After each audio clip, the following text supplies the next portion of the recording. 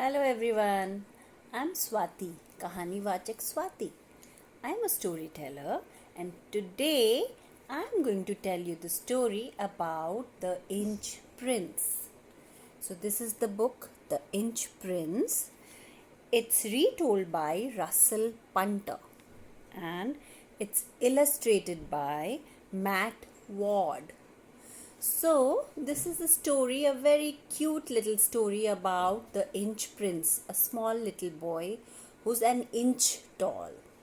So, let's read the story. So, once upon a time, there was a little old man and a little old woman. So, this is the man and the woman. दोनों छोटे छोटे man and woman हैं. इनकी height कम है. Their names were Mr. and Mrs. Ping. So they are called, इनके क्या नाम है? Mr. and Mrs. Ping. And look at their beautiful house with a stream flowing by. पास में उनके घर की नदी भी है. It's a beautiful, lovely house. Can you see it? Yeah. So Mr. and Mrs. Ping live in this beautiful house. Every day they weeded the plants in their vegetable plot. So they have planted lots of vegetables in their garden and they take good care of their plants. So Mr. Ping says the beans look beautiful. So they have beans in their garden. And what does Mrs. Ping say? They feed their animals in their field.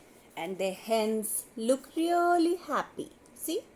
So they feed them every day. They take good care of their plants and their animals. And they watered the flowers in their garden. The lilies look lovely. See, they're very happy. Both of them have such beautiful flowers in their garden. Nice little flowers. Yeah?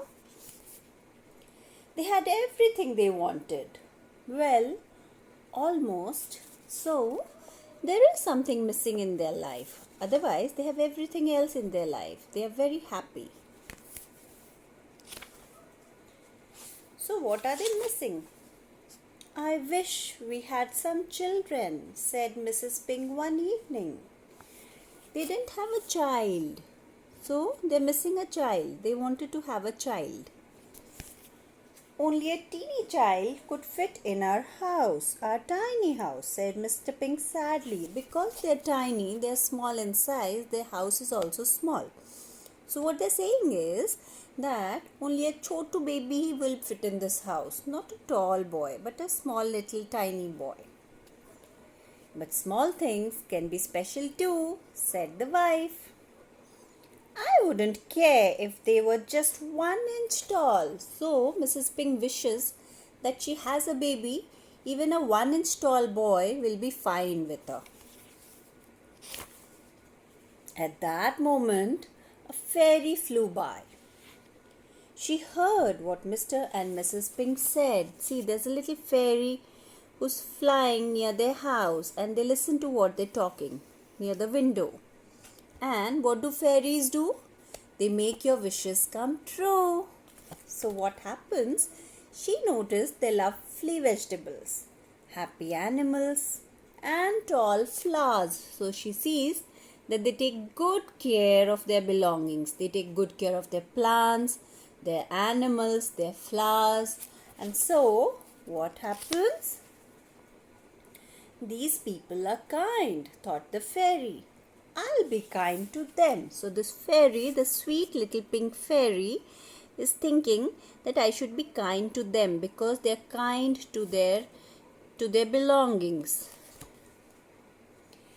She waved a wand and whispered some magic words. Fairies have a wand, a magic wand. So she waved that wand and what did she whisper? Some magic words. What are these magic words? Jumping beans and flying fish. Give these folk their dearest wish.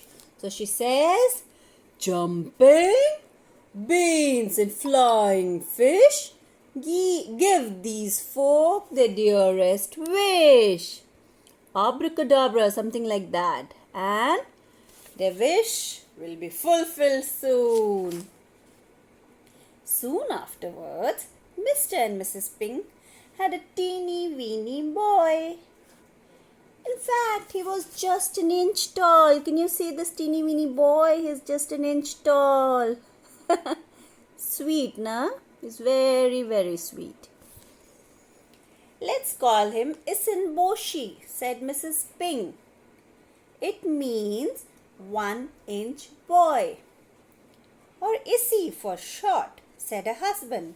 Very short. Can you see him? He's just an inch tall right here on the table. So they now call him Issy, Isenboshi. Each year, the Pink's vegetables grew better. Their animals grew bigger. Their flowers grew taller. See? Everything is growing bigger and taller. And nice and lovely and healthy.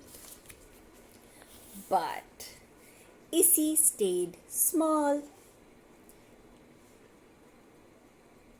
So, 1 year old, 2 years old, 3 years old, 4 years old. But Issy is not growing more than an inch. He's just an inch tall.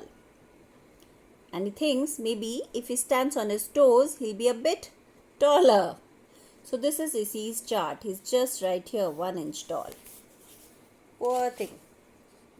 Issy was tiny. He had a bottle top for a bathtub. So a cool drink bottle became his bathtub. He was just an inch tall. So he would easily fit into the bottle top. He had a shoelace for a scarf. A shoelace became his scarf. He was so tiny that actually a shoelace became his scarf. He had a pea for a ball. Pea, mutton that we eat, became his ball. And he had a button for a dinner plate. So he had his dinner in a button. The button that is there on your shirts, that button became his dinner plate. And he had a matchbox for his bed. He slept in a matchbox. How sweet is that? Zzz, he's sleeping in a matchbox. Comfortable and cozy. Okay, so many years later, it was time for Issy to leave home. So Issy has to now go look for a job. His parents gave him 3 presents for his journey. And while he's going for his job, he has to go. So his parents gave him 3 gifts. What are these 3 gifts? He had a rice bowl for a boat. So a rice bowl became his boat. He had a pair of chopsticks as oars. You have to have oars in the boat. So his parents gave him chopsticks to use as oars. And he had a needle as the sword. Look. So the needle became his sword. And off he goes to look for a job. Issy set off down the river, between tall mountains, past villages, around wide woods, and through towns until he reached the big city. See, he's going all over here. Near the river, up the mountain, near the city. And he goes around the wide woods, jungle, towns, until he reaches the big city where he wants to go. See here, he wants to reach the big city and he reaches there. I'll ask the emperor for a job, thought Issy. Issy is thinking that he should get a job at the emperor's place. That's if I don't get squashed first. So people are walking and he has to be really careful so that he doesn't get squashed under their feet. See, such a tiny baby he is. At last Issy reached the emperor's palace. 2 guards were marching up and down outside. So this is the king's palace, the emperor's palace, and there are guards outside. And Issy has reached the emperor's palace. I'd like a job, said Issy. You are teeny, said one guard. What can you do? So the guards are laughing at him because he's so tiny. Issy says, I need a job. I can run past you for a start, said Issy. Hey, where did he go? He jumped over the guard's foot and ran into the palace. So Issy shows what he can do. He's quickly jumps and gets inside the door without them noticing. So he's very swift. A maid was washing clothes. "I'd like a job," said Issy. So now he reaches here where this maid is washing clothes and he says, "I want a job." "You teeny weeny," said the maid. "What can you do?" "I can run past you for a start," Issy said. So he runs past her and she keeps looking for him. She can't see where he vanished. "Hey, where did he go?" He jumped over the maid soap and into the kitchen. So he reaches the kitchen. And what happens in the kitchen? Someone's making food. Someone's making dinner. A cook was making dinner. "I'd like a job," said Issy. "You are tiny," said the cook. "What can you do?"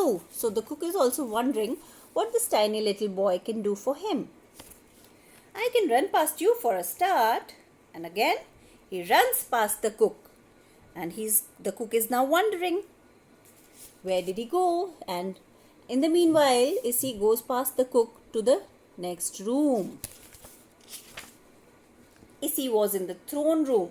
He bowed to the emperor and the princess. "I'd like a job, please, your majesty," said Issy.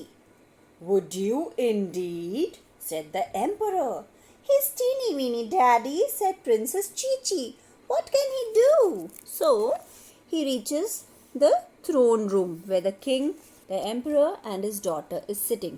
And so the princess says, "What can he do? He's such a teeny weeny little boy." "Well, I ran past your guard, your maid, your cook to get here," said Issy. The emperor thought for a moment. "You can look after Princess Chi-Chi," he said. So the emperor is really impressed and he says, "You can take care of my daughter Chi-Chi. You can be her guard." "But daddy," moaned the princess, "he's only 1 inch tall." "Small things can be special too," said the emperor. So emperor is really smart. He knows that small things can also be useful sometimes. So he keeps him as Princess Chi-Chi's guard. From then on, Issy never left the princess' side. He was there in the morning. He was there in the afternoon. He was there at night. So he's there all along with the princess. Wherever she goes, he goes. Wherever she sleeps, he's there. So he's guarding her all the time. One day, the princess left the palace to visit her aunt. And Issy went too with a sword in his hand. See? He's carrying his sword. They came to a dark forest. "I'm scared," said Princess Chi-Chi. "I'll look after you," said Issy. "What could you do?" said the princess. So she's still not confident that Issy can take care of her. So they're in a jungle and she's feeling scared. Just then there was a terrifying roar. "Ah! Help!" A giant ogre crashed through the trees. He reached out to grab the princess. Look. And she's really scared. What does Issy do? "Put her down," said Issy, "or I'll..." "You," said the ogre. "What could you do?" So he has got hold of the princess and Issy is warning him that put her down or I'll not leave you. The ogre scooped up Issy and popped him in his mouth. I love bite-sized snacks. He thinks he's a bite-sized snack, so he just puts Issy in his mouth while holding the princess in his hand. That was the mistake that he made, because Issy thought quickly. He took his needle sword and pricked the ogre's tongue. "Take that!" Oh! It hurt him really bad. The ogre spat out Issy and ran off. That will teach him. "Thank you, Issy." "Look," said Issy, "the ogre left his hammer behind." So, see, the ogre has run away. He's really scared of this inch prince. And the princess is now confident that Issy can take care of her. The princess tried to pick it up, but it was too heavy. She cannot pick up the hammer. It's too heavy. "Phew, it's It's heavier than it looks. I wish you were bigger, Issy, she said. Then maybe you could lift it. So, what does the princess wish? That, had he been bigger, he could lift this heavy hammer. A cloud of magical stars shot out of the hammer and swept around Issy. Some magic is happening over here. Issy felt himself changing. He grew bigger and bigger and bigger. In seconds, he was as big as the princess. Look, some magic happened. And the inch prince has become so big. Am I as tall as you? Said Issy. The hammer granted your wish. The princess fell in love with Issy, but not because he was tall. She loved him because he was brave. They got married and lived in a house next to the palace. So the princess really liked Issy because he was teeny weeny, but he was really, really brave. The house was small, but Prince Issy and Princess Chi-Chi were happy. They both knew that small things can be special too. So, this Inch Prince story is based on a very old Japanese fairy tale called The One-Inch Boy. And what lesson does it teach? It tells you that size does not matter. Even if you're small, when you're a small baby, you should not think that you're weak. What matters is your strength and your bravery. We should always feel that we are strong enough to deal with any problems. So, this is Swati, Kahaniwachak Swati saying bye. I'll come back soon with a new story for all my little boys and girls. Bye-bye.